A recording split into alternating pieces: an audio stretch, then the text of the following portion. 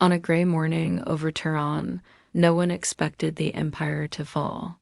The city simmered in silence, but underneath, everything was crumbling. The sky was thick with a light haze, and the streets were empty, except for soldiers and watchful cameras. On the radio, a voice from the Revolutionary Guard threatened and warned. But in people's eyes, there was no confidence. The war had begun weeks earlier, but the real explosion hadn't come yet. At exactly 7 a.m., the first major blast struck the eastern side of the capital. Tehran shook. Buildings trembled, and command centers collapsed within minutes. The strike was precise, swift, deadly. America hadn't sent armies, it sent the storm. Drones, smart missiles, cyber warfare units. All hit at once. In a moment, Iran's military communications went dark. Inside government buildings, shouting turned into panic, and then came the fleeing. It wasn't a traditional war. It was total disintegration. Leadership collapsed. Then the Revolutionary Guard followed. No more orders, no more communication. Even the electricity failed in the capital. Ambulance sirens howled through the smoke-filled streets. People didn't know whether to run or to hide. Outside, the world watched and the region moved quickly. In Iraq, the popular mobilization forces trembled. In Syria, generals sat in silent rooms. In Lebanon, Hezbollah began gathering its files. Suddenly, their biggest sponsor was gone. Iran had fallen. The regime collapsed in just 48 hours. But what comes next? This is where the real story begins. The void Iran left behind wasn't just geographic. It was a vacuum of power, religion, culture, and economy. Millions of people, dozens of groups, and hundreds of projects suddenly had no anchor. The first to react were Iran's allies. Russia scrambled to draw new lines. China rushed to buy up what was left of Iran's strategic projects, but the region didn't wait. In Baghdad, secret meetings erupted. In Najaf, a religious power struggle over who would inherit Iran's influence began. In Afghanistan, the Taliban sensed the fall of their mighty neighbor. In the Gulf, nations recalculated. Some were relieved, some were terrified. In Washington, they declared victory, but weren't ready for what followed. The void was deeper than expected.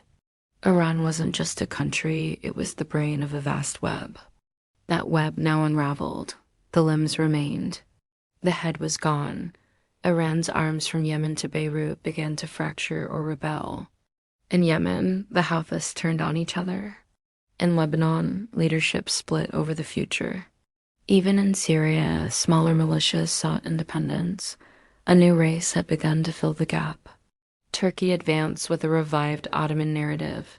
Israel intensified its intelligence campaigns. The UAE and Saudi Arabia offered new economic and strategic partnerships. Inside Iran, new factions emerged within the shattered Revolutionary Guard. Some claimed democracy. Others went darker, and the people? They stood between pain and hope, freed from oppression but robbed of stability. Iran split into 3 zones, a transitional government in the center, backed by the U.S., a rebel alliance of tribal forces and defected guards in the north, and border zones controlled by proxy militias linked to neighboring countries. Amid the chaos, strange new opportunities rose. Exiled Iranian intellectuals returned home. Universities began to breathe again, but new extremist movements also emerged. Groups seeking revenge for the holy defeat. Washington couldn't control the mixture. Every city in Iran told a different story. Every neighborhood flew a different flag. And so the real maze began. In the ancient city of Shiraz, poets' voices once echoed. Now only loudspeakers called for curfew. In Esfahan, marketplaces stood empty, guarded by armed youth unsure of their role. In Tabriz, new councils formed, speaking Turkish and declaring autonomy. Kurdish leaders in the West seized the moment to announce a federal Kurdish region. Iran, once centralized, was now a puzzle broken into pieces. But outside the borders, questions grew louder. What happens when a theocratic regime falls? What happens to the Shia crescent that once stretched from Tehran to the Mediterranean? And who decides what kind of Iran rises next? Not everyone wanted a Western-backed government. Many feared another Afghanistan or worse, a new Syria. But some saw opportunity. Scientists began restoring nuclear facilities, not for war, but for energy. Cultural festivals returned. Banned books were printed again. Young people filled new digital universities. For the first time in decades, Iranians could travel freely. But freedom brought confusion. The internet exploded with new movements: feminists, environmentalists, secularists, religious moderates. Everyone had a voice, but no one had the microphone. Amid the noise, a quiet group gained attention: the builders. They didn't speak in ideology. They built clinics, roads, water systems. And people followed them not because of politics, but because they showed results. Meanwhile, America realized something unexpected. Victory was easy. Management was hard. U.S. forces had to protect cities from chaos while keeping a distance. Contractors arrived. Advisors set up temporary command centers. But history warned them, no nation can rebuild another forever. So Washington began funding local councils, training teachers, supporting elections. The idea? Make Iran work on its own. It wasn't smooth. Some regions rejected aid, saying it was another kind of colonization. Others embraced it fully, hoping for a future beyond war. Among it all, something beautiful happened.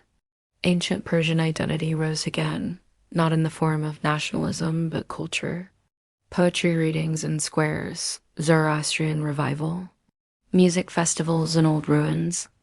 Iran was waking up not as a theocracy, not as a battleground, but as a civilization. Still, not everyone liked it. Remnants of the old guard launched attacks, car bombs in Tehran, assassinations in Qom, a shadow war between the future and the past. But the people, tired of blood, stood their ground. In 12 months, the first full election was held. Candidates from every background emerged. Even exiled princes and former rebels stood on stage debating live. The world watched. And for the first time in generations, Iran's story wasn't written in silence. It was broadcast live. In the city of Mashhad, where shrines once attracted millions, something new appeared. A conference of peace attended by scholars, scientists, and thinkers from around the world. No longer a battlefield, Iran began to look like a stage for the future. Regional leaders noticed. India opened new trade routes through the southeast. The Caucasus negotiated for energy corridors. Central Asian republics sent delegations to discuss water sharing. Iran's geography became its greatest weapon without firing a shot. And yet, beneath all this hope, a different kind of war continued: the digital war. Iranian hackers, once part of the regime's cyber army, now offered their services to the highest bidder. Some worked for new ministries.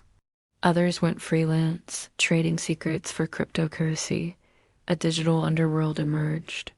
Fake news, election interference, identity theft became the new front line, but not everything was falling apart. A generation raised in censorship now built tools for transparency. Apps that tracked corruption, blockchain systems for elections, open source tools to rebuild trust. Tehran's skyline changed. Not with skyscrapers, but with solar farms, tech hubs, and drone delivery ports. It was the rise of post-conflict innovation, not driven by governments, but by survival, creativity, and necessity. Meanwhile, the spiritual landscape evolved too.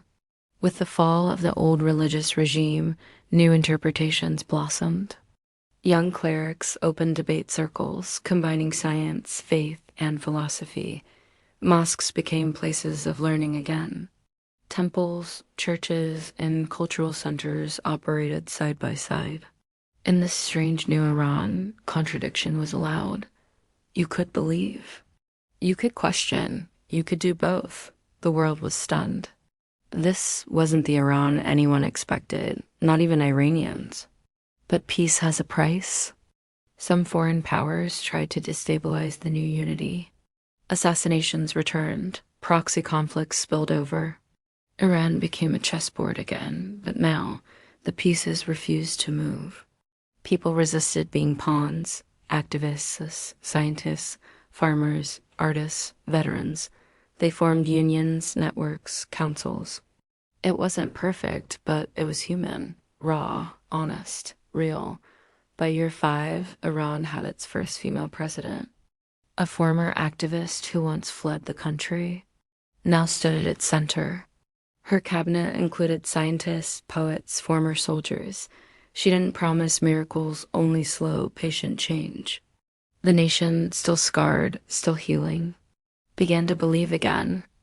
In the ruins of an old palace near Kermanshah, a school was built. Not just any school, one without walls, without uniforms, without dogma. Children sat under the open sky. They learned history not of kings and wars, but of ideas and dreams. They studied stars, poetry, medicine, ethics. In one corner, a mural was painted, a phoenix, wings spread, rising from fire. It became the symbol of a nation reborn not in pride, but in wisdom. People stopped asking, who owns Iran? They started asking, what can we build together? And across the region, change rippled. In Iraq, a new generation of leaders emerged, ones who studied in post-war Iran.